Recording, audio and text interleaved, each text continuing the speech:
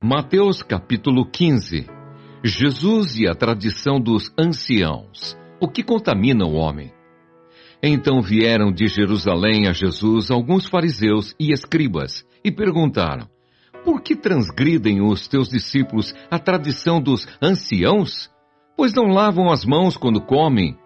Ele, porém, lhes respondeu: por que transgredis vós também o mandamento de Deus por causa da vossa tradição? Porque Deus ordenou: honra a teu pai e a tua mãe, e quem maldisser a seu pai ou a sua mãe, seja punido de morte. Mas vós dizeis: se alguém disser a seu pai ou a sua mãe, é oferta ao Senhor aquilo que poderias aproveitar de mim, esse jamais honrará a seu pai ou a sua mãe, e assim invalidastes a palavra de Deus por causa da vossa tradição. Hipócritas! Bem profetizou Isaías a vosso respeito, dizendo: este povo honra-me com os lábios, mas o seu coração está longe de mim. E em vão me adoram, ensinando doutrinas que são preceitos de homens. E tendo convocado a multidão, lhes disse: ouvi e entendei. Não é o que entra pela boca o que contamina o homem, mas o que sai da boca. Isto sim contamina o homem.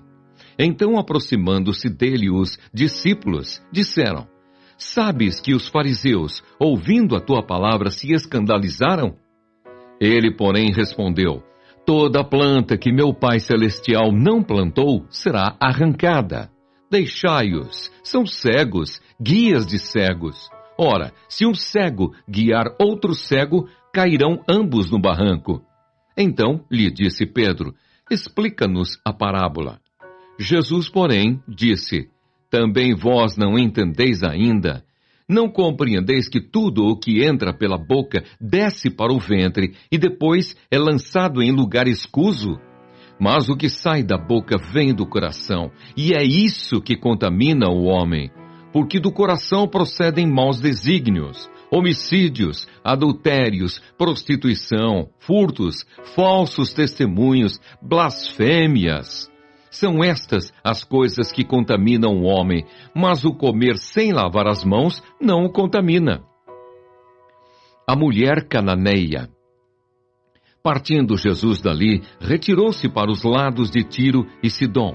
E eis que uma mulher cananeia que viera daquelas regiões clamava: Senhor, filho de Davi, tem compaixão de mim.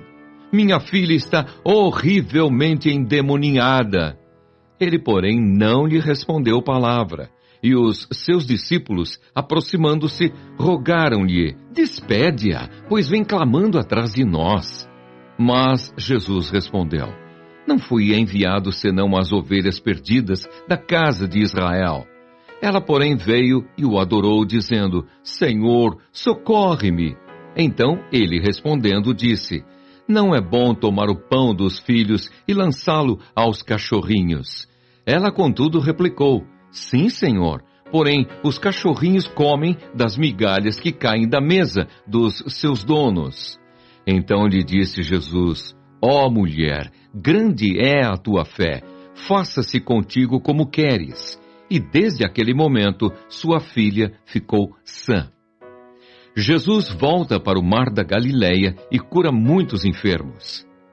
Partindo Jesus dali, foi para junto do mar da Galileia, e subindo ao monte, assentou-se ali, e vieram a ele muitas multidões trazendo consigo coxos, aleijados, cegos, mudos e outros muitos, e os largaram junto aos pés de Jesus, e ele os curou.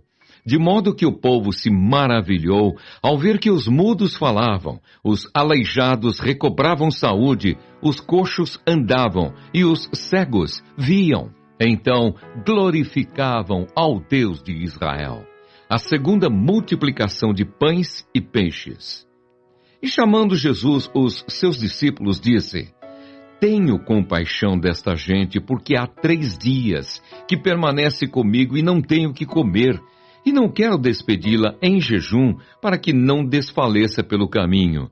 Mas os discípulos lhe disseram: onde haverá neste deserto tantos pães, para fartar tão grande multidão? Perguntou-lhes Jesus: quantos pães tendes? Responderam: 7, e alguns peixinhos. Então, tendo mandado o povo assentar-se no chão, tomou os 7 pães e os peixes, e dando graças partiu e deu aos discípulos e estes ao povo.